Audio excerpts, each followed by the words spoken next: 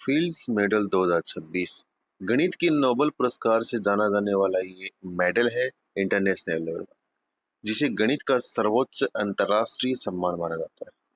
4 गणितज्ञों को मिला है, हांगवॉन्ग, यू डेंग, जॉन पार्डन और जेकब। और ये जो है प्रत्येक 4 वर्ष में 40 वर्ष से कम आयु के गणितज्ञों को दिया जाता है। इस वर्ष क्या है, हांगवांग जो पहले चीनी नागरिकों में शामिल है जिन्हें ये सम्मान मिला, और एक ही संस्करण में 2 चीनी नागरिकों को मिला। इसमें जो है ये जो गणितज्ञ हैं इनमें हार्मोनिक विश्लेषण, आंशिक अवकल समीकरण, टोपोलॉजी वगैरह विशेष तरीके की जो शोध होती है, रिसर्च होती है, उस क्षेत्र में इनको मिला है। तो ये हमें देखना अंतर्राष्ट्रीय लेवल, फील्ड्स लेवल है, जिन्हें अंतर्राष्ट्रीय लेवल का पुरस्कार है, नोबेल पुरस्कार। ठीक है। पेटीएम पेमेंट बैंक लिमिटेड, इसकी लिक्विडेशन की कार्रवाई जो है वो स्टार्ट हो गई है कोर्ट के आदेश के बाद में। पीपीबीएल बैंकिंग विनियम अधिनियम 1949 और कंपनीज एक्ट 2013 के तहत किया जाएगा। ये 2 एक्ट आपको ध्यान में रखने हैं। 2 एक्ट जो बहुत महत्वपूर्ण है इसमें, क्योंकि बैंक में यही पूछे जाते हैं। कंपनीज एक्ट है और बैंकिंग विनियम अधिनियम 1949 है। और जो इसका मेन चीज जो है वो गिरी कुमार नायक को आधिकारिक परिसमापक नियुक्ति किया गया इसमें। एक्सिस फाइनेंस ने दृष्टि डिजिटल क्रेडिट प्लेटफॉर्म जो है वो लॉन्च किया। ये है एक्सिस बैंक की सहायक कंपनी एक्सिस फाइनेंस लिमिटेड ने एक्सिस फाइनेंस दृष्टि नामक एआई, आर्टिफिशियल इंटेलिजेंस एवं डेटा आधारित डेटाबेस्ड डिजिटल क्रेडिट निर्णय प्लेटफॉर्म लॉन्च किया है।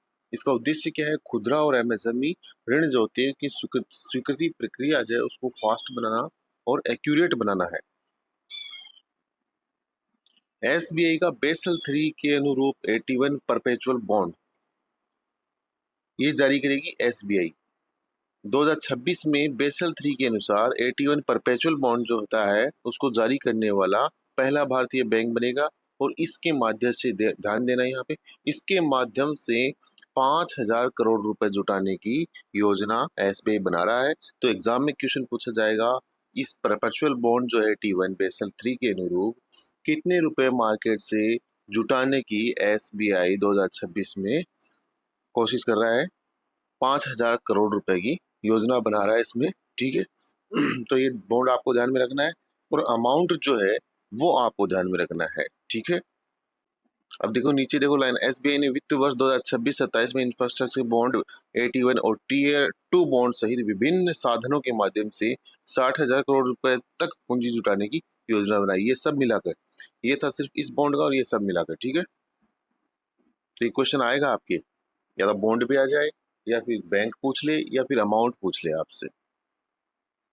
और ये जो भारतीय तटरक्षक बल से लैंगिक समानता की नई पहल जो वुमेन्स को इसमें प्राथमिकता दी जाएगी, महिला अधिकारियों को समान अवसर दिया जाएगा। राजनाथ सिंह ने भारतीय तटरक्षक बल में लिंग तटस्थ भर्ती एवं करियर प्रगति की नई नीति लागू करने, महिला एवं पुरुष अधिकारियों को एसएसए और पीएम में समान अवसर देने की घोषणा करी है। अब देखो टाइगर्स की जो संख्या है, number of tigers in India है वो 3,685 पहुंच चुकी है। ठीक है।